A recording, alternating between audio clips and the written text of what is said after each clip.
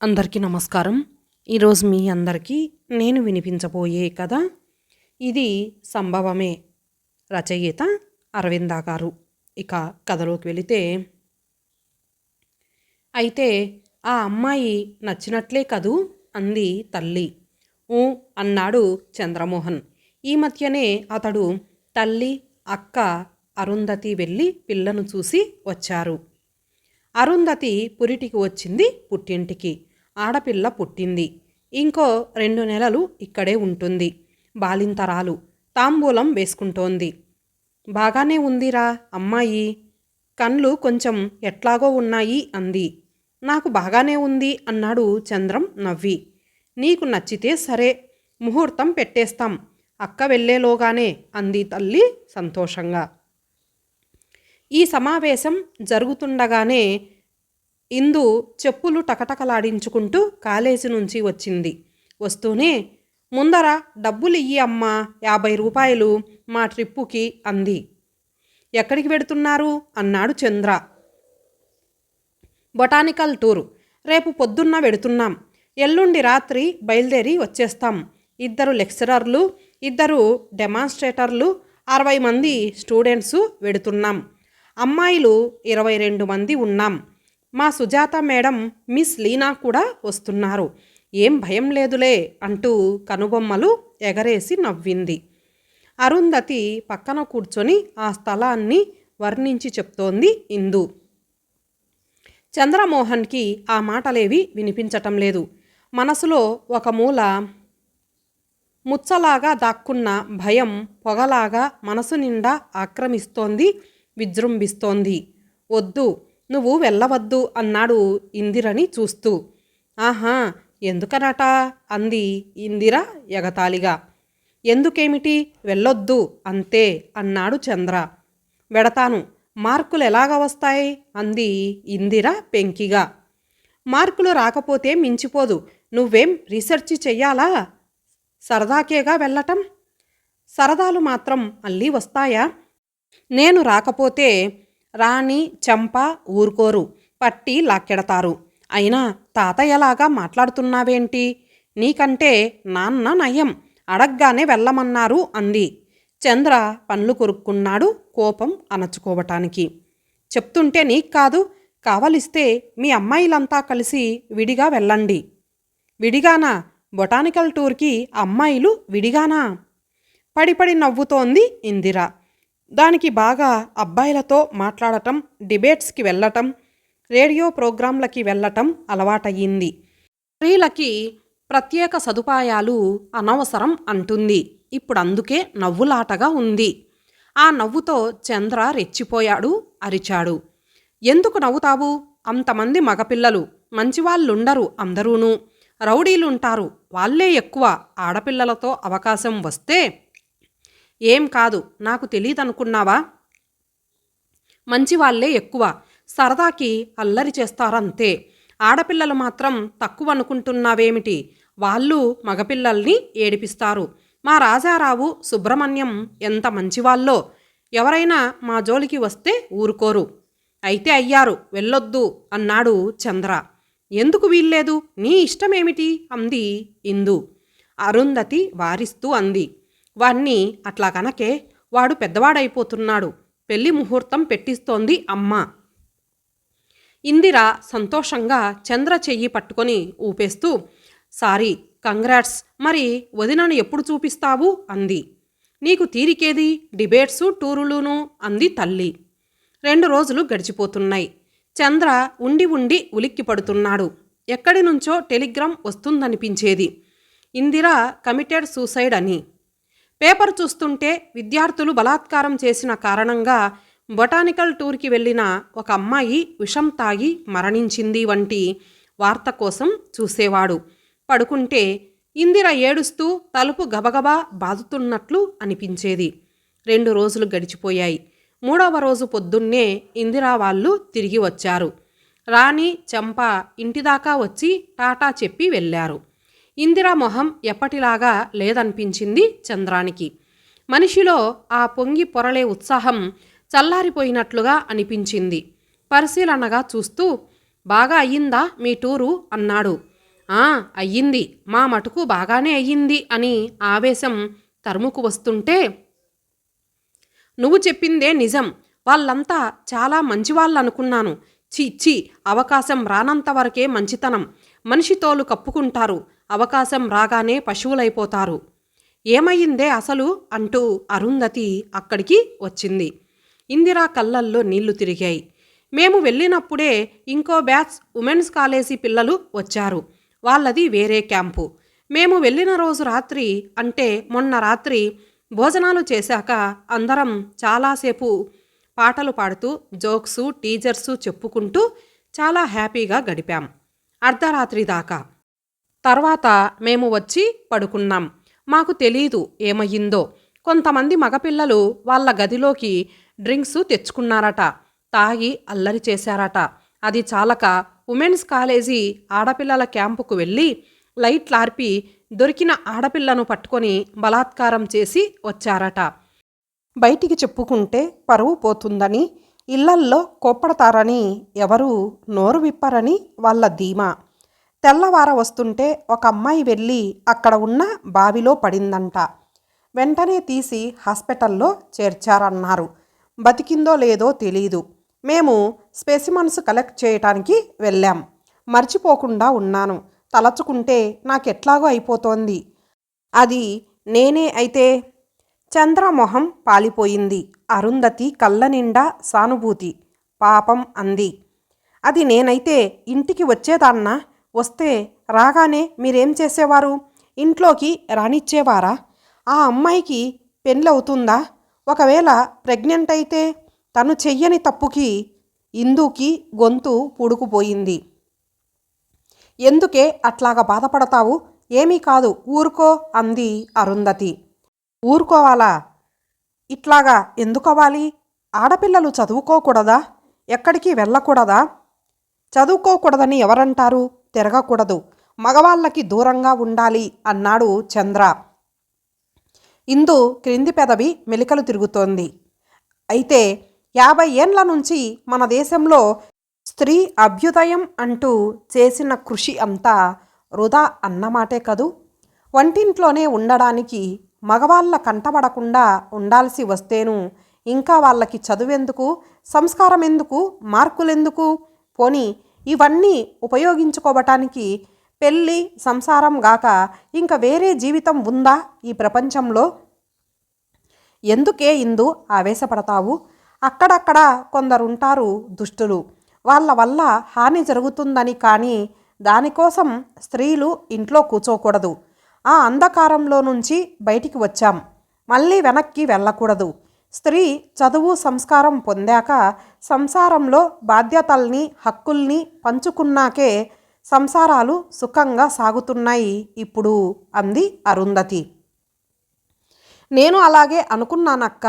రాజారావు చాలా మంచివాడనుకున్నాను. నిజంగా మంచివాడే అసలు. ఆ రాత్రి ఎందుకట్లాగా బిహేవ్ చేశారో. అంతా కలిసి తాగటం, డ్యాన్సు చేయటం, జుట్టు పెంచుకోవటం మేమెవరం తప్పుగా అనుకోం. పైగా అడ్మైర్ చేస్తాం. కానీ ఒక ఆడపిల్లని బలాత్కారం చేశారంటే హారిబుల్. Can't imagine. ఆ పిల్ల ఇష్టపడితే వేరే సంగతి. ఇది ఎంత అవమానం. అవును, బావిలో పడింది. అరుంధతి ఇందిరని నిశితంగా చూస్తూ ఎంత ఎదిగింది ఇందు అనుకుంటోంది. నిజమే, మగవాళ్లలో ఎక్కువ మంది పశువులు కనుక తమని రక్షించుకోవటానికి ఆడపిల్లలు వాళ్లకు దూరంగా ఉండాలి. వాళ్లతో కలిసిమెలిసి ఉండాలని కోరుకోవటం మూర్ఖత్వం. సమానత్వం అనేది అర్థం లేని మాట. స్త్రీ దేవత, మగవాడు పశువు. పెళ్లి చేసుకోవడం కంటే ఒక గుంజకి కట్టుకోవటం నయం. అసలు ఇంతమంది పెళ్లి చేసుకొని ఈ మగవాళ్లతో సంసారాలు ఎట్లా చేస్తున్నారో నాకు అర్థం కావటం లేదు అంది ఇందు. అందుకని వెనకడుగు వెయ్యకూడదు ఇందు. చక్కదిద్దటం, సాధించటం నేర్చుకోవాలి అంది చల్లగా నవ్వుతూ అరుంధతి. శీలాన్ని కోల్పోయినా సరేనా? పోయినా సరే పర్వాలేదు, ఏమవుతుంది? ఎక్కువ మంది మగవాళ్ళు రౌడీలైతే శీలం పోయిన పిల్లలే భార్యలుగా వస్తారు. పెళ్ళిళ్ళు ఆగవు కదూ. ఈ తరం వాళ్ళకి శీలం గురించిన బాధ లేకపోతే ఏమవుతుంది మరి? మంచి వాళ్ళు కూడా బాధపడతారు. మెజారిటీ ప్రభావాలు సంఘం మొత్తంగా అనుభవించక తప్పదు. అరుంధతి మాటలతో ఇందు ఆశ్చర్యపడుతోంది. చంద్ర మాట్లాడలేకపోయాడు. శీలానికి విలువ పోయినా పర్వాలేదు, స్త్రీ ప్రగతి వెతుక్కోవాలి అంటుంది అరుంధతి. ఆ మాటల్లో వ్యంగ్యం ఉంది, ఆవేదన, అసహ్యము ఉన్నాయి. చంద్ర తల వంచుకొని అక్కడి నుంచి వెళ్ళిపోయాడు. తను ఉషని మర్చిపోలేదని అప్పుడే తెలిసింది అతడికి భయం వేసింది. భయం మనసులో కూర్చున్నట్లుగా ఉంది. ఇందు మామూలుగా డిబేట్స్లో పాల్గొంటూనే ఉంది. మగపిల్లలతో మాట్లాడుతూనే ఉంటుంది. కానీ వాళ్ళని ఇప్పుడు నిశితంగా చూస్తుంది. ఎవరిని నమ్మదు. పెళ్లి చేసుకోకూడదు, మగవాళ్లతో స్నేహం చేయకూడదు అంటూనే ఉంటుంది. ఆ పిల్లెవరో గుర్తు వస్తే చూడకపోయినా తెలియకపోయినా మనసు వికలమైపోతూ ఉంటుంది. అరుంధతి వెళ్ళిపోతుందని వెంటనే ముహూర్తం పెట్టించారు. చంద్రకి పెళ్లి అయ్యింది. పెళ్లి చూపులప్పుడు మీనాక్షి బాగానే ఉందనుకున్నాడు. కానీ ఇప్పుడు తెలిసింది తను అనుకున్నంత బాగాలేదని. బాగా డ్రెస్ చేసుకుంటే తెలియలేదు, జుట్టు పలచన, నవ్వితే కళ్ళు గుంటలు పడినట్లుంటాయి. అయినా ఇప్పుడు తన భార్య మీనా అంటే ఏదో ఆకర్షణ, మమత.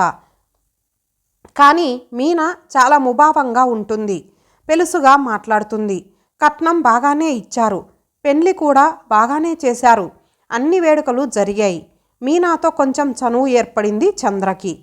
ఈ చీర కట్టుకో అని చూపిస్తే అది తనకు నచ్చలేదంటుంది. సినిమాకి వెడదామంటే నిద్ర వస్తోంది అంటుంది. లేకపోతే నాకు ఈ సినిమాలు నచ్చవు అంటుంది. పెంకితనం ఉంది. ఈ కాలం ఆడపిల్లలు ఎవరు మాత్రం మాట వింటున్నారు కనుక. ఇందు మాత్రం అనుకున్నాడు చంద్ర. సర్దుకుపోతున్నాడు. అట్లాగా 10 రోజులు గడిచాయి. కానీ మీనాలో మార్పు లేదు. ఒంట్లో బాగుండలేదు అంటుంది. తలనొప్పి, నీరసం అని పడుకునే ఉంటుంది. చంద్రకి సరదాలు తీరటం లేదు. కోపం, విసుగు అణుచుకుంటున్నాడు. ఆ రోజు పడుకోవటానికి వెళ్ళాడు. అప్పటికే మీనా పడుకొని ఉంది. తలనొప్పిగా ఉంది అంది అతడు పలకరిస్తే. చంద్రకి కోపం వచ్చింది. ఎప్పుడు తలనొప్పే, ఇంకెలా నీతో అన్నాడు. మీనా లేచి కూర్చుంది. మొహంలో ఒక నిశ్చయం, తెగింపు. అవును, నాతో కష్టమే. మీకు ఉన్నది ఉన్నట్లు చెప్తేనే నయం. మీరు నా భర్త కదా. నాకు మనసు బాగుండలేదు, ఒంట్లో బాగుండలేదు. అసలు నాకు పెళ్ళి ఇష్టం లేదు. ఈ పెళ్ళే కాదు, ఏ పెళ్ళిను. నాకు ఇప్పుడు 2వ నెల అని ఆగింది. చంద్రమోహం పాలిపోయింది. అతనికి మీనా ఏమంటుందో అర్థమైనట్లుగా లేదు. ఏమిటంటున్నావు అన్నాడు హీనస్వరంతో. పొంగుతున్న అభిమానాన్ని, అహంకారాన్ని, తన మనసులో ఒదిగి ఉన్న భయం అణచివేస్తోంది. ఆ భయంలో నుంచి చీకటి బయలుదేరి తనని కప్పివేస్తున్నట్లుగా ఉంది. అతడికి ఊపిరి ఆడటం లేదు, ఏమీ కనిపించటం లేదు. శరీరం వణుకుతోంది. మనసు చీకటి ముద్దలాగా అయిపోతోంది. మీనా మళ్ళీ అంది, ఇందులో నా తప్పు లేదు. నేను కావాలని చేసుకోలేదు పెళ్ళి. మీరు మాత్రం కావాలని చేసుకున్నారా? మీ పెద్దవాళ్ళు చేస్తే చేసుకున్నారు. కట్నం తీసుకొని ముహూర్తం పెట్టించి 3 ముళ్ళు వేయమంటే వేశారు. నేను అంతే. నేను వద్దంటున్నా వినకుండా ఈ పెళ్లి చేశారు. నా చేతిలో ఉంటే చేసుకునేదాన్ని కాదు, చచ్చిపోయి ఉండేదాన్ని. నేనెవరినీ ప్రేమించలేదు, మీకు అన్యాయం చేయాలనుకోలేదు. పెళ్లి చూపల నాటికి అందరికీలాగా పెళ్ళిని గురించి నాకు మధురమైన కల ఉండేది. తర్వాత మేము టూర్కి వెళ్ళాం. బోటనీ స్టూడెంట్సు నేను ఉమెన్స్ కాలేజీలోనే చదివాను. నాకెవరూ బాయ్ ఫ్రెండ్సు లేరు. అయితేనేం ఆ రోజు రాత్రి మేము పడుకొని ఉండగా లైట్లు ఆరిపోయాయి. మా గదిలోకి రౌడీలు వచ్చారు. మిగతా వాళ్ళ సంగతి నాకు తెలియదు. నేనెవరికో దొరికిపోయాను. స్పృహ తప్పే వరకు ప్రతిఘటించాను. స్పృహ వచ్చాక నాకు ఒకటే దిక్కు కనిపించింది. పరుగెత్తి వెళ్ళి బావిలో దూకాను. కానీ నన్ను బ్రతికించారు. మా లెక్చరర్లు, డాక్టర్లు కలిసి బ్రతికించారు. వాళ్ళు నన్ను బ్రతికించారు. అమ్మ వాళ్ళు నాకు పెళ్లి చేశారు. ఇప్పుడు మీ భార్యనయ్యాను. ఇందులో నా ప్రమేయమేమీ లేదు. ఏం చేసినా మీ ఇష్టం. నా గొంతు పిసికినా నేను బాధపడను. బాధపడటానికి నా దగ్గర ఏమీ లేదు. నా మనసు చచ్చిపోయింది. ఆశలు చచ్చిపోయాయి. శరీరం మీద అభిమానం అప్పుడే పోయింది. ఇంకా బ్రతకాలి గనక బ్రతకాలి, చావలేకపోయాను గనక బ్రతకాలి. మీకు ఏం చెయ్యటానికైనా హక్కు ఉంది. ఎక్కడో ఎవరో విసిరివేయగా మీ దోవలో మీ కాలి ముందు పడిన రాయిని నేను. మీ ఇష్టం, తన్ని పారేసినా సరే, దొర్లుకుంటూ మళ్ళీ అది ఎక్కడికో ఎవరి కాలి కిందికో. ఇంక నన్ను విసిగించకండి. చెప్పాను కదూ, నాకు ఒంట్లో బాగుండలేదు. మీరు పొమ్మంటే వెళ్ళిపోతాను, మీ ఇష్టం. మీనా పడుకుంది. అతడితో గాని ఈ ప్రపంచంతో గాని సంబంధం లేనట్లు మగతగా పడుకుంది. చంద్ర పిడికిలి బిగుసుకుంది. ఏదో ఎవరి మీదో తెలియని కసి, సహించలేని తనం అతడిని ఊపివేస్తున్నాయి. ఎంత మోసం అనిపించింది. విసురుగా ఏం చెయ్యాలో ఆలోచించకుండానే బయటకు వచ్చాడు. వరండాలో వెన్నెల్లో అరుంధతి కూర్చుంది. పక్కనే ఇందు అమ్మ ఉన్నారు. రేపే అరుంధతి ప్రయాణం, అందుకని కబుర్లు చెప్పుకుంటున్నారు. మీనాకి ఎట్లాగుంది? తలనొప్పిగా ఉందంది. డోక్కుంది. నిద్ర పట్టిందా? ఆప్యాయంగా అడిగింది అరుంధతి. అన్నాడు. గేటు దాకా వెళ్ళాడు. అరుంధతి పిలిచింది. ఇప్పుడెక్కడికి వెడుతున్నావు? సిగరెట్స్ కావాలా? డ్రాయర్లో ఉన్నాయి. మీనా లేస్తుందేమో, ఏమన్నా కావాలేమో, దగ్గర ఉండు అంది. చంద్ర లోపలికి వచ్చాడు. గదిలోకి వెళ్ళాడు. మీనా కదలకుండా పడుకొని ఉంది. మీనాని చూస్తుంటే సహించలేను అంటోంది అతడి మనసు. కుర్చీలో కూలబడ్డాడు. అతడిలోనే ఇంకొక గొంతు. సహించక ఏం చేస్తావు? ఉషని మర్చిపోయావా? నువ్వు మాత్రం ఏం చేశావు అంటోంది. చంద్ర తల పట్టుకున్నాడు. కళ్ళు మూసుకున్నాడు. మనసులో ఉన్న చీకటిలో ఉష రూపు దిద్దుకుంటోంది. ఇంజనీరింగ్ ఫైనల్ ఇయర్లో ఉండగా ట్రైనింగ్కి వెళ్ళారు. వాళ్ళ బ్యాచ్లో 2 అమ్మాయిలు ఉండేవారు, ఉష, కుముద. కంపెనీ వర్క్స్ చూడటంలో పగలంతా గడిచేది. సాయంత్రం సినిమాకో సైట్ సీయింగ్కో వెళ్ళేవారు. ఉష వచ్చేది కాదు సాధారణంగా. ఉష, కుముద ఉమెన్స్ హాస్టల్లో ఉండేవారు. కుముద అన్ని చోట్లకి వెళ్ళేది. ఆ అమ్మాయికి ఆ బ్యాచ్లో వాడే సంపత్తుతో ఎంగేజ్మెంటు అయ్యింది. ఇద్దరూ సరదాగా తిరిగేవారు. ఆ రోజు పార్టీకి కుముద మరీ పిలవగా ఉష వెళ్ళింది. ఇంజనీరింగ్ స్టూడెంట్స్ అంటే చిన్నపిల్లలు కాదు, జ్ఞానం బాగా ఉన్నవాళ్లే. యవ్వన వేళలో కొన్ని తొందరపాటు క్షణాలు దాపురిస్తుంటాయి. అంత పెద్ద సూర్యుణ్ణి ఒక చిన్న మేఘం కప్పేసినట్లు ఆ క్షణాలు మనిషి జ్ఞాన సర్వస్వాన్ని హరించి వేస్తాయి. ఆధునికలమనే అతిశయం దానికి తోడైతే పార్టీలో డ్రింక్స్ కూడా ఒక భాగం. కొంచెం సేపుండి ఉష వెళ్ళిపోతానంది. ఎవరూ వినిపించుకోలేదు. రికార్డు ప్లేయర్ వాద్యాలు వినిపిస్తుంటే డ్యాన్సు చేస్తున్నారు. You to come and join Usha అని ఎవరో అడిగారు. ఉష ఒప్పుకోలేదు. ఉషని బలవంతంగా లాక్కెళ్లారు. ఒకడు ఉషని ముద్దు పెట్టుకున్నాడు. తప్పించుకొని పరిగెత్తుతూ పక్కనే ఉన్న గదిలోకి వెళ్ళింది ఉష. ఉష వెంట పడ్డారు 3 స్టూడెంట్స్. అందులో చంద్ర కూడా ఉన్నాడు.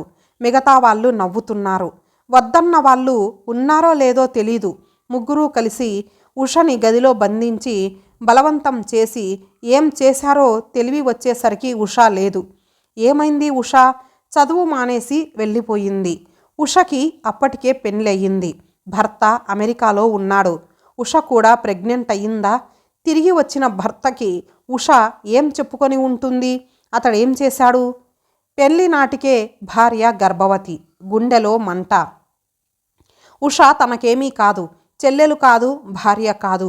ఆ పిల్ల గురించి మళ్ళీ ఆలోచించవలసిన అవసరం వస్తుందనుకోలేదు. మర్చిపోయాననుకున్నాడు. అది ఇట్లాగ వెంటాడుతుందని తెలియదు. ఈ చీకటి తనను మింగేసినా బాగుండును. తను ఉషకి కలిగించిన స్థితే ఎవరో మీనాకి కలిగించారు. తన భార్యకి కలిగించారు. అయినా తను సహించలేకుండా ఉన్నాడు. యువకులారా, త్రాగండి, జల్సా చెయ్యండి, గుడ్డలు విప్పి పరిగెత్తండి, ఏమైనా చెయ్యండి, జుట్టు పెంచుకోండి, ఏమైనా చెయ్యండి. కానీ స్త్రీ విషయంలో మాత్రం జాగ్రత్తగా ఉండండి. పొరపాటున కూడా తొందరపడకండి.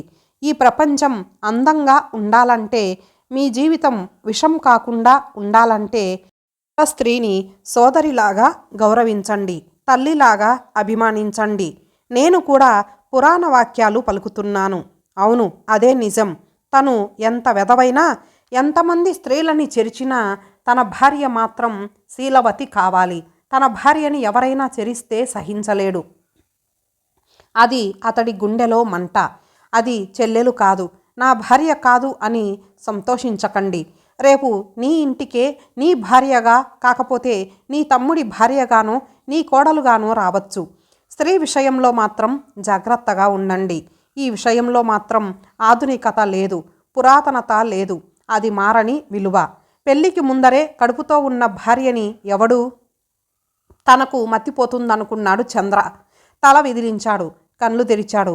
ఎదురుగుండా పడుకొని ఉంది మీనా. నిద్రపోతున్న మీనా మొహం. నాకు ఏమీ తెలీదు, మీ ఇష్టం వచ్చినట్లు చెయ్యండి. నా గొంతు పిసికినా సరే బాధపడను. నాకు మనసు లేదు, గాలికి కొట్టుకుపోతున్న పువ్వుని అంటున్నట్లుగా ఉంది. లేచి మీనాని చూస్తూ నుంచున్నాడు. ఉష భర్త ఏం చేశాడు? ఉషని క్షమించాడా? అతడు వచ్చే వరకు బ్రతికి ఉందా ఉష? అతడు తిరస్కరించాడా? ఉష ఏం చేసింది? ఉష ఏమైంది? ఎంత దారుణం చేశాను? అతడి గుండెలో ఎంత మంట రగిలించాను? ఉష జీవితంలో ఎంత విషం కలిపాను? నాకు తెలీదు ఉష. ఇప్పుడు మీనాని ఇట్లాగా చూస్తే కానీ ఆ గుండె మంట నాకు తెలియలేదు. తెలిస్తే అట్లాగా చేసేవాడిని కాదు. నేను మనిషినే. నన్ను క్షమించు ఉష, క్షమించు. రాబోతున్న వెక్కిళ్ళు ఆపుకున్నాడు చంద్ర. మంచం మీద కూర్చున్నాడు. మీనా నుదుటి మీద పడిన ముంగురులు సవరించాడు. చేతి వేళ్లను నిమిరాడు. నిద్రలో మీనా అతడి చేతిని గట్టిగా పట్టుకుంది. భయంతో పట్టుకుంది. ఒక్కసారిగా అతడి మనసు మూలల్లో ఉన్న భయం వదిలిపోయింది. చీకటి కూడా తెల్లవారినట్లుగా మాయమైపోయింది.